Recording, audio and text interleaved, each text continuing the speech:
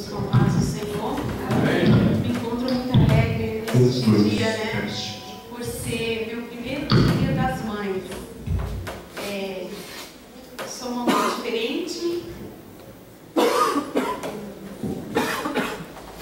Não sou muito feito, mas Deus me deu o privilégio de ser mãe do coração.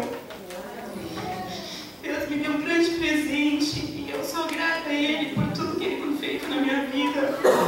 E hoje eu descobri o que é ser mãe. Ser mãe é você ceder, é você esquecer o seu eu e lembrar do seu pequeno e da sua pequena.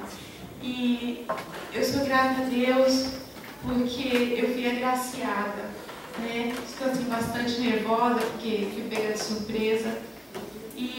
Mas ser mãe é algo assim que não tem explicação. Só quem é mãe. Eu não sei se eu fosse mãe do ventre, isso seria diferente. Eu ser mãe do coração, porque é algo maravilhoso, é algo extraordinário, é algo assim sobrenatural, né?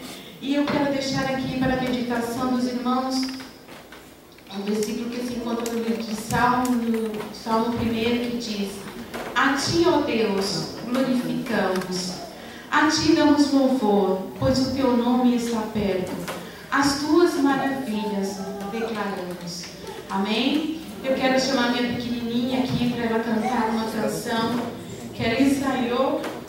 Se houver alguma falha, os irmãos nos perdoem que estamos um pouco nervosas, né? Tanto ela por ter mãe e tanto a mãe por ter ela. Amém?